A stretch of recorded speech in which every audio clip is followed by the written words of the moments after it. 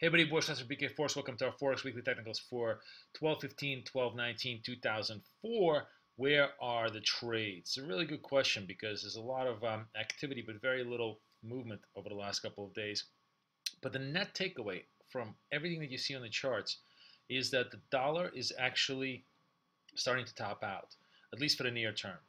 This week, of course, we're going to have the FOMC meeting, and that could radically change things. So if FOMC comes out definitively saying, yes, we're going to hike rates Q1, yes, we're going to normalize, blah, blah, blah, blah, all of that I actually find to be very, very dubious in actuality, because with inflation so low, yes, the U.S. economy is starting to improve, but I think the Fed may want to reserve the unequivocal right to kind of normalize until next year.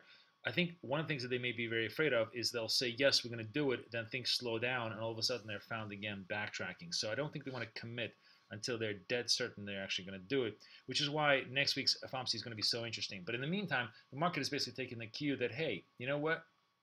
Despite the fact that the U.S. economy is doing well, despite the fact that consumer confidence is up, jobs numbers are good, retail sales are stronger, none of this still suggests that the Fed is going to move anytime soon. So you see the dollar kind of really topping out a little bit, especially here with the euro finding support around 22.50, and basically just kind of consolidating, but with continuously stronger moves. So you see these higher lows, which indicates they really want to take the euro higher. This 25 has been really, really big resist level. So if FOMC is bullish, this probably breaks to the downside, and we test the 22.50s. If they are dovish, then we definitely take out 25s and probably run as much as high as 26s. Does that mean that the dollar rally is over? Absolutely not. I think in any bounce here is a dead cat bounce in the euro. So the 25s, 26 is probably going to offer a very good opportunity for shorts to reestablish themselves against really all the way out to 29s. I mean, yes, you could have this incredible typical FX market move where it V's itself out and stops everybody out because it goes completely against consensus. There is one reason that makes me a little bit cautious about getting bullish dollars is that everybody's bullish dollars. But irrespective of that, the fundamental case here still stays very strong for the dollar going forward, and more importantly, stays very negative for the euro going forward. So any kind of a bounce here probably is going to create itself a really nice short covering bounce. So if we do get a move through 26s, 2650s, it's going to present very good staggered opportunities to get short in the euro over the near term. The same kind of a thing of dollar topping out you see in dollar yen, much sharper in some ways because you saw this 121 really top itself out. Those of you who followed me on Twitter saw a couple of weeks ago I said, hey, yes, even if we have good strong numbers, this 121 is going to become a much more serious resistance point than anything else, because when you looked back I don't know if I can go to the monthlies. Maybe I can go back to the monthlies. Yeah, look at this. This is a perfect example. On the monthlies, you see how this 120, basically 120.22 was a big resist level, and of course we came off that as we came in. So for that reason, yes, it was a much easier call to kind of top out against the yen of the 21s. Finding support here in the 1700s, 1750s is probably, if you're sort of dollar bullish, especially if you think the FOMC is going to be hawkish, these are really probably good levels of accumulation, because we could pop back up for a retest of the 20s and the 21 highs. That's really going to be, I think, a big retest. And whether we can take it out really remains to be seen. So dollar yen, corrective mode, but probably buy on the dips somewhere around here where it may consolidate before it kind of restages the move. The trend clearly is very strongly up, but it is so grossly overbought that some consolidation and profit taking certainly do.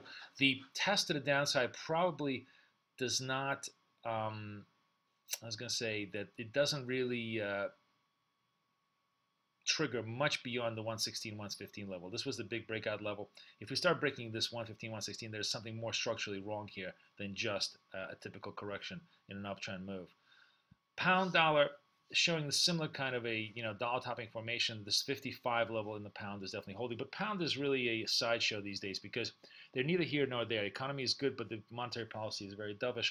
Next week we do have a Carney talking. We do have the MPC minutes. If there's a tilt, perhaps to a more hawkish posture, that could produce a nice burst for the pound. More importantly, I think in some ways, if there is any hint that UK is considering a normalization, then this trade, I think, comes back into play. This is one of my more favorite trades, which is the short euro pound, especially against this 80 level, which I thought was, ridiculously easy short. There is massive support here in the 78s to 77.50s, but I do think that if the market begins to play this theme of UK normalization, of course, EU QE, this is going to eventually give way, and we could trade all the way out to 75s. So I think in this area, anywhere in this area up to the 80 25s, pretty relatively safe area to short, on the assumption that pound is still going to resume its relative strength story. Dollar-CAD was a really big story this week because of lower oil prices, and you see it making fresh highs. We haven't seen these highs in ages. As a matter of fact, let's go to the monthlies just to see where we are in the context. You see this this level over here. The only thing I will say is that the parallel here against the yen is that the 15 to 17 range is a relatively significant. This is a monthly chart, significant resist point. So oil at below 60. Is it going to go to 40 in the next 2 weeks? I don't think so. But has it pretty much crashed out? Probably. In some ways, this is probably going to represent an interesting short-term topping formation and a way to get short this thing with relatively minimal risk. So 1580 against the 17 risk, I think, is a reasonable assumption here on basically just a bet that, hey, maybe oil is just going to sort of slow down. The other way to play it is just actually wait for oil to show 1 or 2 days of strength before you try to trade Dollar-CAD to the downside. But either way, I do think this 1600, 1700 level going to become just as it did for the yen, a more problematic resist point. Probably more intelligent though. If you go back to the yen, if you sort of do an analog, it is definitely more intelligent to just wait for at least a day of red candles, just a signal that there is actually some sort of a topping formation before you embark on trying to guess what a top is in Dollar-CAD. Aussie dollar, also kind of a sideshow. What's interesting about the Aussie dollar actually is that, I didn't even notice this, that we had relatively miserable distribution here at the end of the day. It's a very negative formation. I'm bearish Aussies big time because the China story is clearly slowing, slowing to a much more material effect than anybody appreciates, and therefore the fresh lows here at the 80, right below the 82 level, are just ripe to be broken. Now taking a look at the much longer term chart, you really see that the support doesn't come into 80. So you sort of have this 200 points worth of profitability potential until you get to the 80 level, which definitely is going to present a much more significant support for the Aussie. So I do like this on a relative weakness basis. We don't have that much data, but of course we do have the New York sirens in our background. I'm going to let the fire trucks go by just 1 second. And the break of the 82s, I think, is going to be an interesting look here for a more significant break towards the 80s. The funda on the Aussie story has really changed radically for the worse. Same kind of a story with Kiwi, although Kiwi, on a relative basis, is definitely doing much better, mainly because, shockingly, as hard as it is to believe, the RBNZ still maintains a tightening bias, and they're like, we don't even care if we're going to go into a recession. We still think that rates can go higher. This, of course, in many ways creates a really interesting trade to the downside. One of my more interesting trades thematically for a whole, wow, look at this. I didn't even look at this for the last 2 days.